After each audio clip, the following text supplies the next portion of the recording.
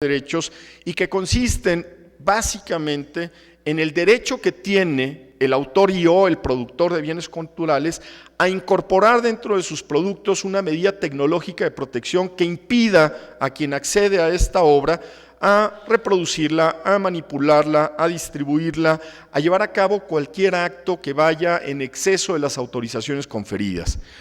Todos los días nosotros, todos los días tenemos de una o de otra manera interacción con el tema de la medida tecnológica a través de un proceso incluido dentro de nuestros ordenadores, a través de un programa que se llama PDF. Los documentos escritos o convertidos al lenguaje del PDF no son otra cosa más que una medida tecnológica de protección que el autor o quien realiza finalmente la conversión le imprime un documento eliminando, neutralizando las posibilidades de descarga o de reenvío o de manipulación de contenido, por un lado. Y por el otro lado, otra de las medidas fundamentales tiene que ver con la información relacionada con la gestión de derechos que a manera de una huella digital se le incorpora a la obra para identificar sus distintos usos. Ustedes probablemente desconozcan que específicamente en el campo, por ejemplo, de las obras sonoras, de las grabaciones sonoras, en donde se incorporan obras musicales con o sin interpretaciones artísticas, se incorpora una pequeña información que contiene una metadata relacionada con el nombre del autor de la obra, el nombre del artista intérprete, el nombre del músico ejecutante, el nombre del editor musical, el número de producto, el sello discográfico, de tal suerte que cuando esa obra es utilizada a través de la televisión, a través de la radio, de cualquier otro medio, hay un procedimiento electrónico que recoge esa metadata y la convierte en datos duros que le permite al titular hacer un seguimiento de los usos. Bueno, pues ese también es un derecho que se consigna hoy en favor de los autores, sancionándose de una manera muy enérgica la elusión o el separar o quitar de las obras esta información relacionada con la gestión de derechos que precisamente se convierte en una herramienta básica y esencial para los autores. Pues así como hay un código estandarizado que hoy aplica en el entorno de la música, empieza a desarrollarse y aplicarse un código de igual manera estandarizado, los famosos códigos ISO, para las obras literarias que circulan a través del entorno digital, para las obras relacionadas, por ejemplo, en el ámbito de lo audiovisual, y así para todos y cada uno de los géneros que han de tener presencia en el entorno digital. Todos ustedes como editores, quienes se dedican a esta actividad, saben que esa metadata está contenida en el código de ISBN por cuanto concierne a los libros y que hoy se traduce en el entorno digital también en un mecanismo que permitirá, desde luego, el control de del destino de los textos en este medio maravilloso. Bueno, ¿qué problemática tenemos en el entorno digital? Al fin y al cabo, este es el motivo principal de esta disertación. Tenemos muchísimos problemas.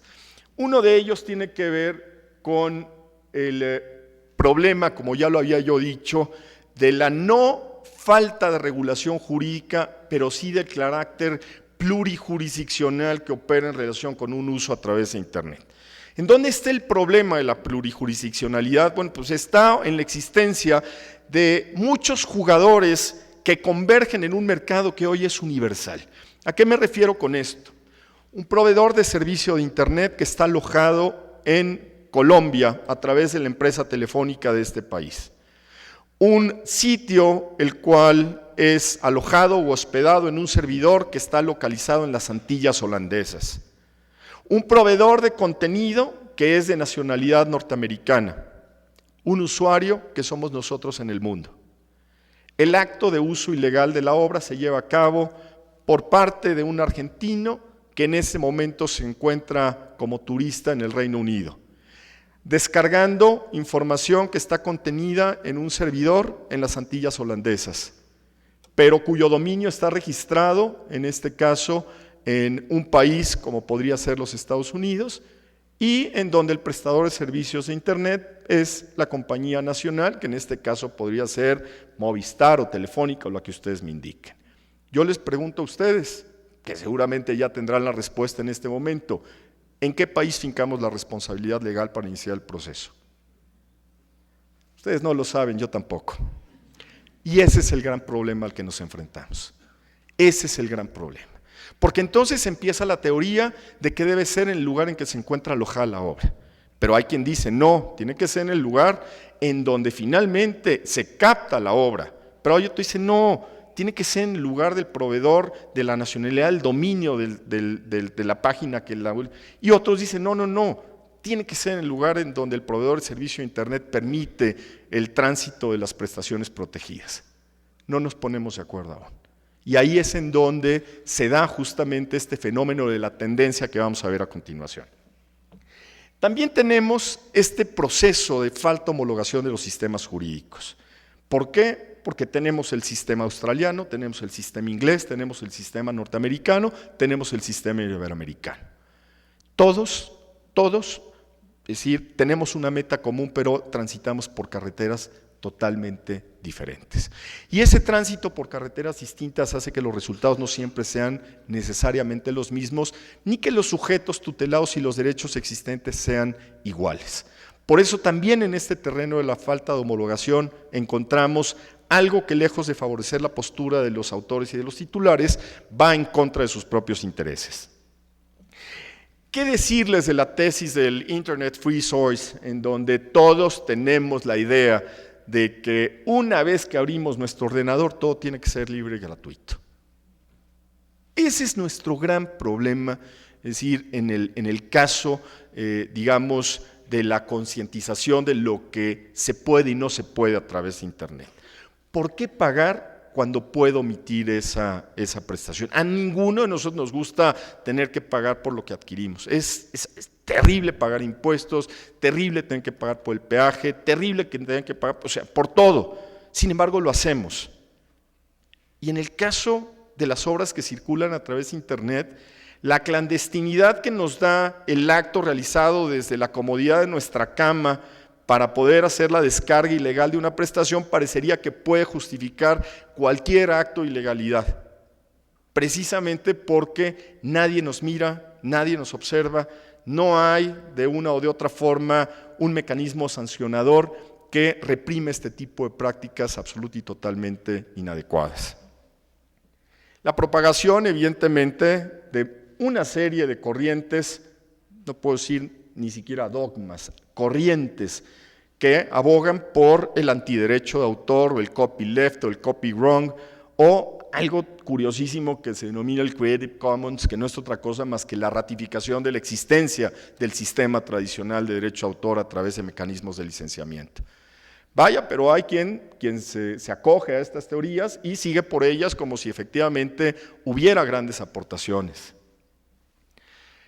Investigar en la red es muy costoso y para ello se requieren evidentemente recursos no solamente económicos sino tecnológicos para dotar sobre todo a las policías nacionales de mecanismos que permitan la identificación del tráfico ilegal de prestaciones protegidas a través del entorno digital. Hoy tenemos un tema que ha salido finalmente a relucir durante la última década, que es la protección de los datos personales.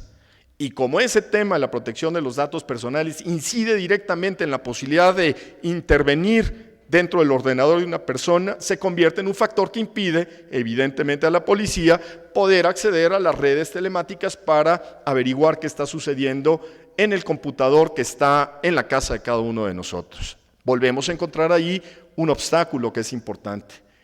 Desde luego tenemos también la aparición de una serie de medidas tecnológicas que nos permiten la elusión de las medidas de protección y que nos permiten, por ejemplo, el ocultamiento de la dirección TCP/IP de un ordenador, que es la que ubica a un ordenador en un lugar y una ubicación específica y determinada, o bien que nos permite eludir, uno dice de manera bastante cándida, las restricciones que, por ejemplo, Amazon nos impone para la adquisición de sus libros cuando no somos norteamericanos y no nos encontramos en ese territorio para hacer las descargas que tienen hacia sus lectores.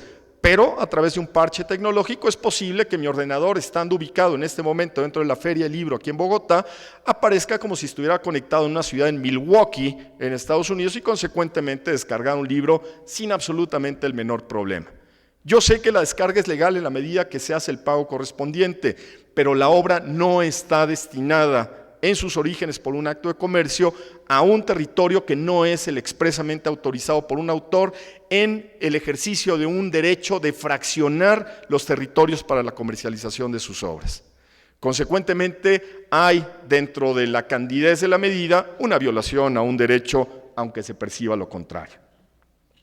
¿Qué les digo de las redes peer-to-peer que se han convertido, aunque hay o existe una tendencia a irlas atacando progresivamente, y que lo que hacen es, desde una perspectiva aparentemente de gran neutralidad, permitir que una persona transite por una red para la descarga de una prestación protegida que está alojada en el computador o en el ordenador de otra persona en otra parte del mundo?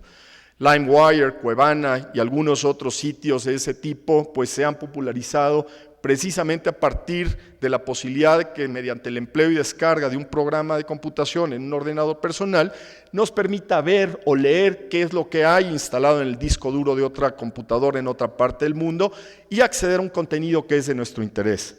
Tenemos igualmente el enorme problema de la falta de homologación en sentencias judiciales que no logran encontrar una postura definitiva en relación con el tema de si es lo mismo alojar que enlazar.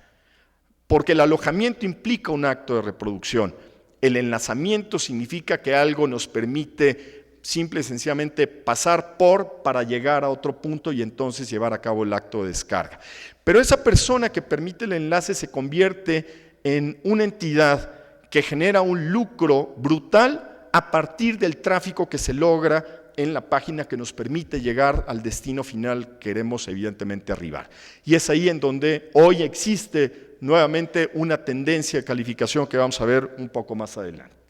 Y después tenemos un tema terriblemente complicado desde el punto de vista tecnológico, que es el empleo de los archivos BitTorrent, que es lo que se utilizaba en un sitio como Mega Upload, que para los efectos tecnológicos, cuando hay una descarga de una película, por ejemplo, a través de la red, el ancho de banda que se ocupa para llevar a cabo ese proceso es muy grande. Imagínense ustedes, en un ejemplo muy burdo, pero muy gráfico, que en una supercarretera que los conduce de aquí a Medellín hay 4 carriles y que en lugar de ser una carretera de vehículos, fue una carretera de información, pues una película ocuparía simultáneamente 4 carriles, los 2 de ida y los 2 de regreso, lo cual permite advertir con mucha facilidad cuando se está descargando una prestación protegida. Eso era relativamente sencillo en las redes peer-to-peer.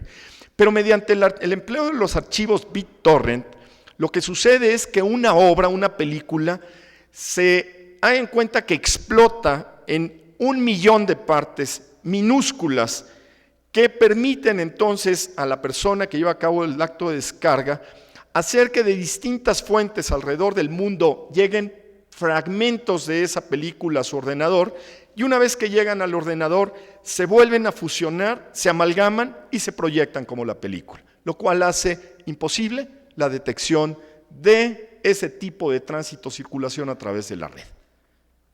Se le da la vuelta finalmente al tema, en lugar de ocupar 4 carriles, se ocupa el carril lateral. Nadie se percata de su existencia y esto constituye un reto fundamental en el derecho de autor. Tenemos muchas siglas.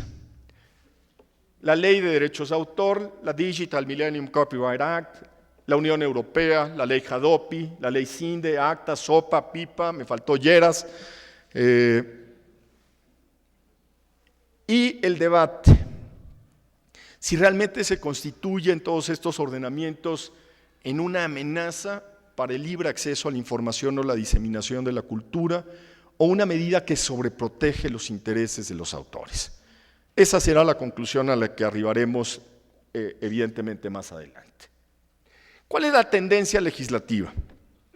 Y aquí es lo que vamos a analizar, finalmente son estos ordenamientos y